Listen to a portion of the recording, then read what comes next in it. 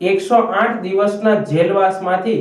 મુક્ત થયા બાદ પ્રવીણ રામ સીધા જ કેશોદ સોનલધામ આઈ શ્રી સોનલમાના ચરણોમાં પહોંચ્યા હતા અને ખેડૂતોની લડાઈ માટે માં સોનલમાના ચરણોમાં પ્રાર્થના કરી હતી।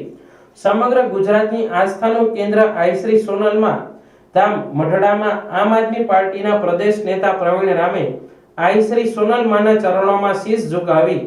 જગત જનની માં પાસે ખેડૂતો વિરુદ્ધ થતા અત્યાચાર સામે લડવાની શક્તિ માંગી હતી। માતાજીના દર્શન કર્યા બાદ એક વિડીયોના માધ્યમથી આમ આદમી પાર્ટીના ફ્રન્ટલ સંગઠન પ્રદેશ પ્રમુખ અને ખેડૂત નેતા પ્રવીણ રામે જણાવ્યું હતું કે ગુજરાતના ખેડૂતોની લાંબી લડાઈ લડીને 108 દિવસ બાદ જેલમાંથી બહાર આવ્યા છીએ।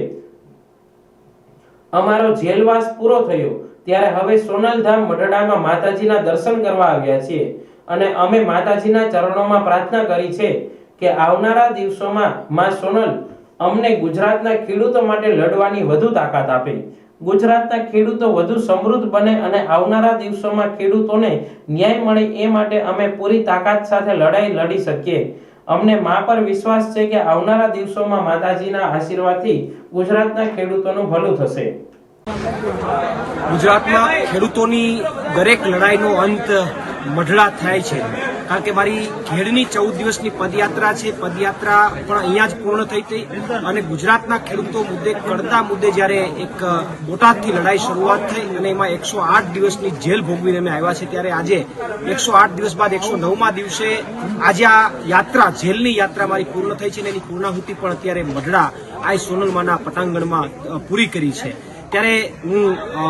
આઈ સોનલમાના ચરણોમાં નતમસ્તક વંદન કરી અને પ્રાર્થના કરું છું કે આવનારા દિવસોની અંદર હજુ પણ ગુજરાતના ખેડૂતો માટે અને ગુજરાતના લોકો માટે લડવાની મને વધુમાં વધુ શક્તિ આપે અને જે કંઈ પણ બીજી તાકાતો છે એની સામે તાકાતથી લડી અને ગુજરાતના ખેડૂતોને હું કંઈક અપાવી શકું એવી તાકાત મને માતાજી આપે એ સાથે અત્યારે ચરણોમાં પ્રાર્થના કરી અને આજની જે કંઈ મારી આ 108 દિવસની જેલ યાત્રા છે અહીંયા પૂર્ણ થાય છે। પ્રવીણ રામ, પ્રદેશ ફ્રન્ટલ અધ્યક્ષ, આમ આદમી પાર્ટી।